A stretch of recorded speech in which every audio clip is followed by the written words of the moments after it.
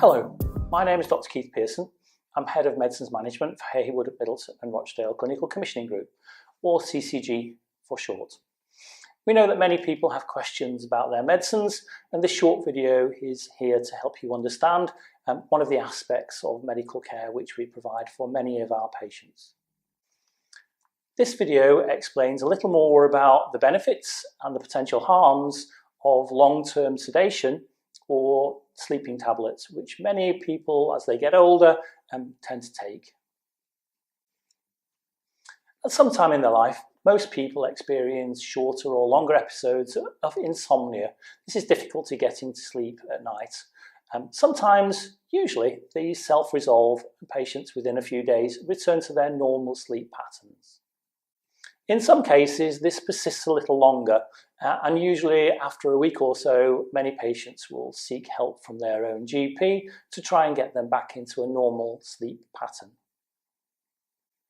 We all have different ideas about how much sleep we actually need, or how much sleep we're actually getting. And I think because we don't actually monitor this closely in the home, there can be a huge variation between what we actually think we need and what we're actually getting. And where we have this misperception, sometimes people feel that sleeping tablets are an answer to help return their normal pattern of sleep.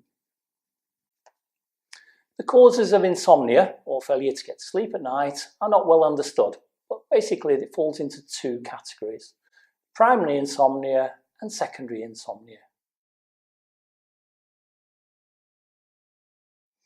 Primary insomnia is what most people have, where some disturbance in their sleep pattern leads to abnormal sleep, either reduced quality of sleep or failure to get to sleep at night, increased sleep latency as it's often called. Sometimes this can be as a consequence of a stressful event or worry in people's lives, particularly if people have had family concerns or they have apprehension perhaps about a job interview or something stressful which may be coming into their lives.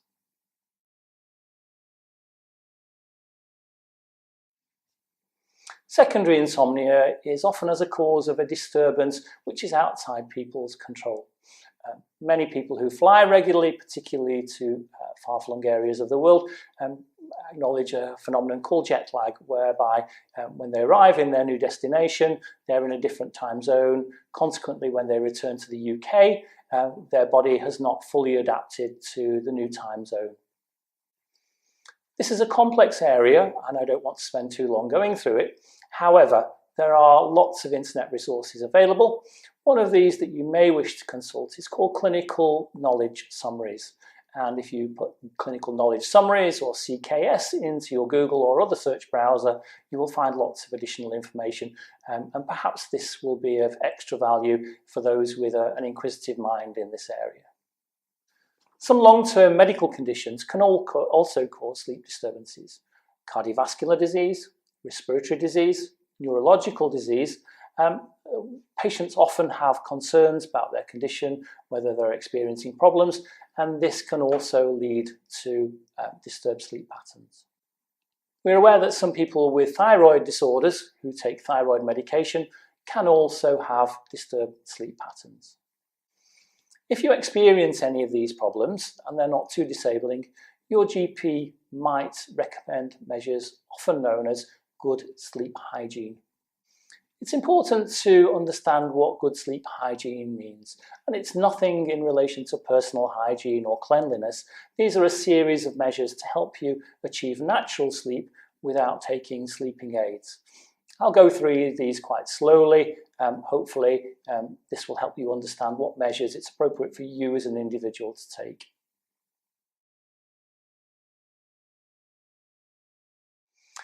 Try to establish fixed times for going to bed and for waking up.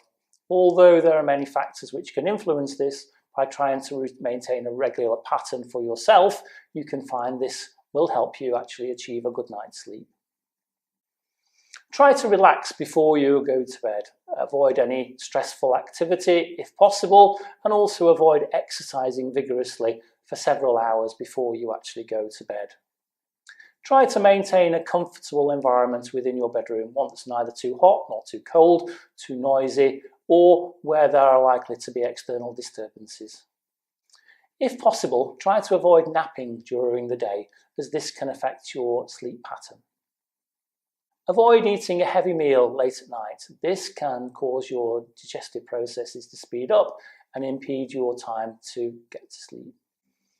Try to avoid watching the clock or checking what time it is throughout the night, as if you are failing to sleep easily, this will further highlight any problems that you're having. And lastly, perhaps most importantly, only use the bedroom for sleep or for sexual activity. We do know that many people, as they get older, feel they need to take regular sleeping tablets.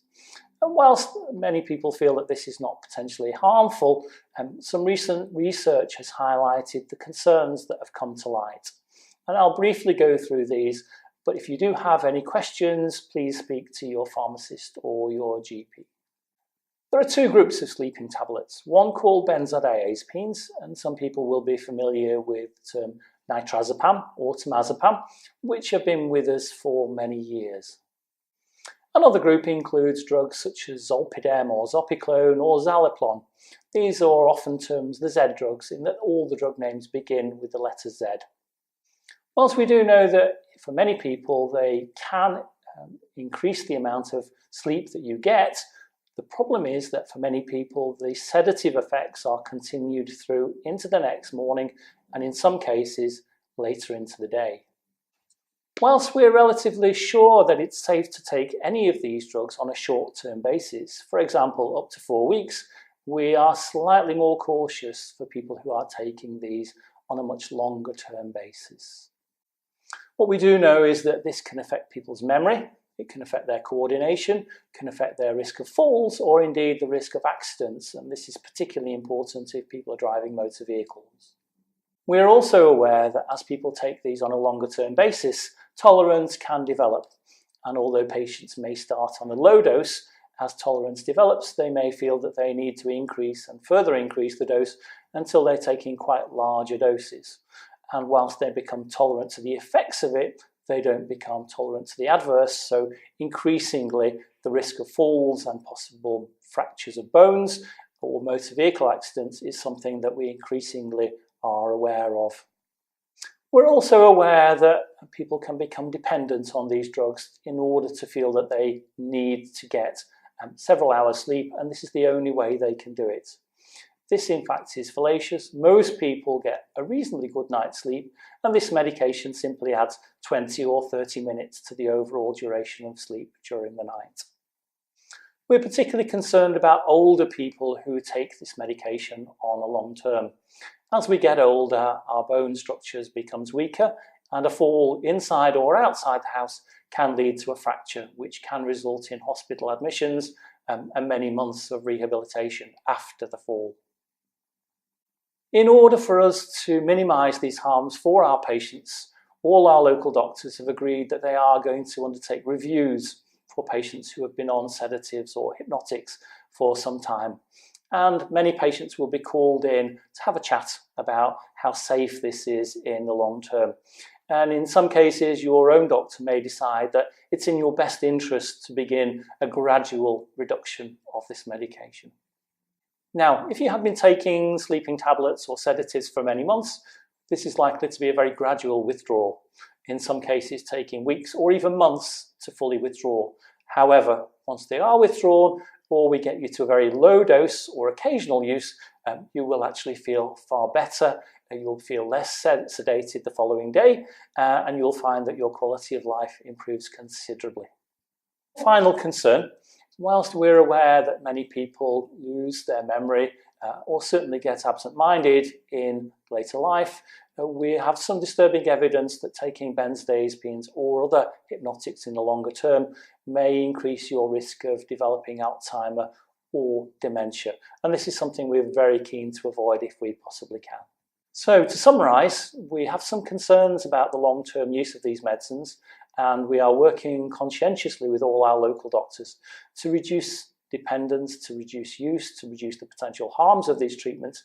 And so it's likely at some stage during the coming year you will have an appointment with your own doctor who will be undertaking discussions.